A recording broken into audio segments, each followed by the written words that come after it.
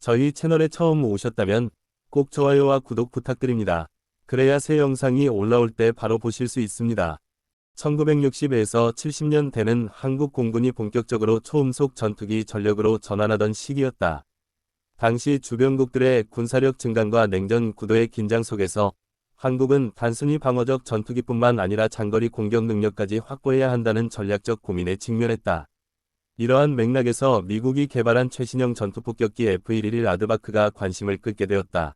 이 기체는 초음속 고고도 비행과 저고도 침투 모두 가능하다는 점에서 북한의 지하 시설이나 원거리 전략 표적을 타격할 수 있는 잠재력을 제공했다.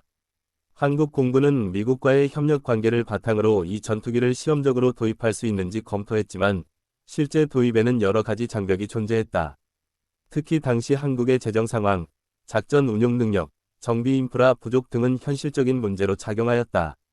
F-111의 가장 독특한 특징은 바로 가변이 베리어블 스위빙 구조였다.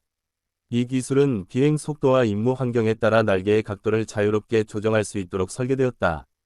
저속 비행 시에는 날개를 넓게 펴서 안정성과 기동성을 높일 수 있었고, 초음속 비행 시에는 날개를 접어 공기 저항을 최소화할 수 있었다.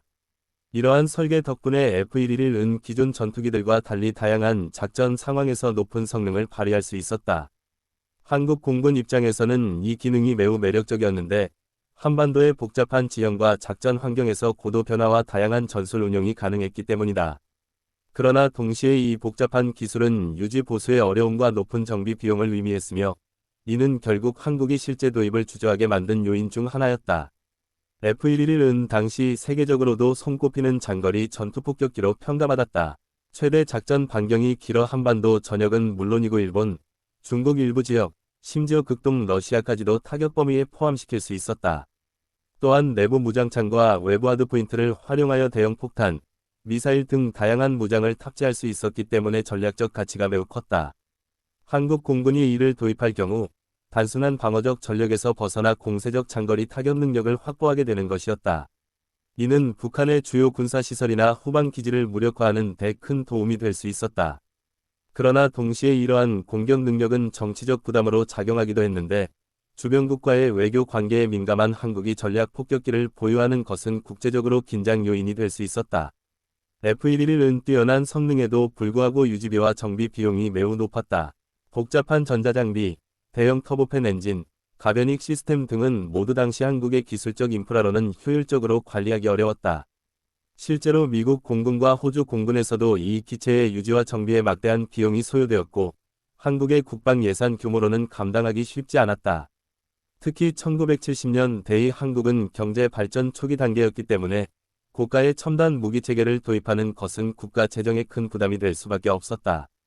따라서 한국 공군은 도입 검토 과정에서 현실적으로 운영 가능한지에 대해 깊은 고민을 했고 결국 비용 대비 효율성이 낮다는 판단을 내리게 되었다. 이는 F-111 도입 불발의 가장 큰 이유 중 하나였다. F-111을 도입할 경우 한국은 부품 공급과 정비 기술을 거의 전적으로 미국에 의존해야 했다. 이 기체는 고도의 첨단 전자장비와 복잡한 기계 구조로 인해 현지 생산이나 독자적 정비가 사실상 불가능했기 때문이다. 따라서 장기간 운용하려면 미국의 지속적인 기술 지원과 부품 공급이 필수적이었다. 이는 곧 한국의 군사적 자주성을 제약하는 요소로 작용했다. 만약 미국이 정치적 외교적 이유로 부품 공급을 중단한다면 F-111은 사실상 무용지물이 될 위험이 있었다. 한국은 이미 F-86, F-5, F-4 등 다수의 미국 전투기에 의존하고 있었기 때문에 추가로 또 다른 고급 전투폭격기를 미국에 의존하는 것은 전략적으로 불리하다고 판단했다. 이러한 이유로 한국 공군은 더 자립적이고 유지가 용이한 기종을 선호하게 되었다. 결국 한국 공군은 F-111을 정식으로 도입하지 않기로 결정하였다. 당시 한국이 직면한 가장 큰 문제는 경제적 부담과 정비 인프라 부족이었으며 이로 인해 현실적으로 운용이 불가능하다는 결론에 이른 것이다. 대신 한국은 F-4 팬텀 II를 대규모로 도입하여 장거리 타격 능력과 전천 후 작전 능력을 확보했다. 이후 KF-16, F-15K, 그리고 최신 F-35A까지 차근차근 전력을 강화하며 F-111이 제공했을 법한 능력을 다른 기체들을 통해 보완해 나갔다.